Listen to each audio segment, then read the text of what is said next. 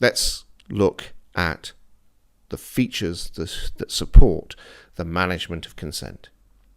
GDPR requires you to have evidence of consent from a contact to be marketed to via email, text, calls, etc.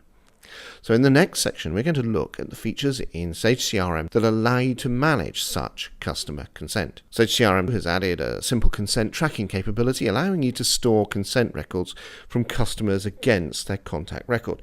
And here you can see I'm looking at the consent records for a person. The screen shows the consent records for a lead. Consent should be recorded for each type of campaign. There's in fact no concept of one consent acceptance covering all types of interactions. In this case, I've received consent for email contact associated with sales offers, but the lead has declined to receive third-party offers via post, and I'm still waiting to hear whether they're happy to receive phone calls from me. And any of this consent should also be renewed, for example, every 2 years. And if we can see here, we can see that a new consent record can be created, and once saved, a new consent email can be sent. There are in fact separate default email templates provided for managing person and lead consent, and the recipient of the email, and here we can see an example of an email that has been received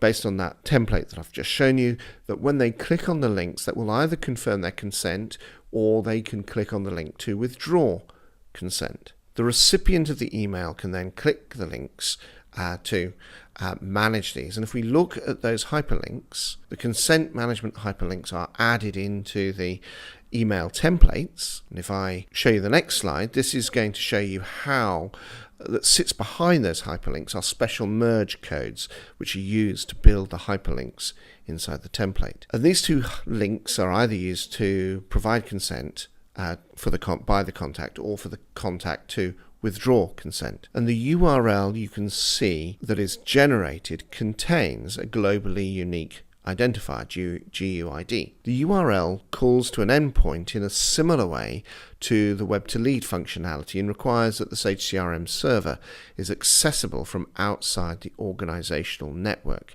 So that's something that will have an immediate impact on many customers who haven't exposed Sage CRM to the context of the outside internet. Now, the submit consent endpoint functionality updates the consent management table in Sage CRM, and if I scroll to the right, you can see the GUID listed here. When the recipient of the email clicks one of the consent management links in the email, this updates the record in Sage CRM and then redirects the contact to a configurable landing page.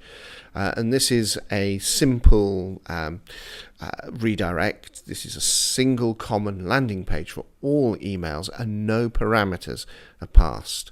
And table level scripts are not triggered. The system administrator defines the location of the consent response URL within the administration, email and documents area, and then within the email configuration screen. The individual responses are then tracked and displayed within Sage CRM's user interface.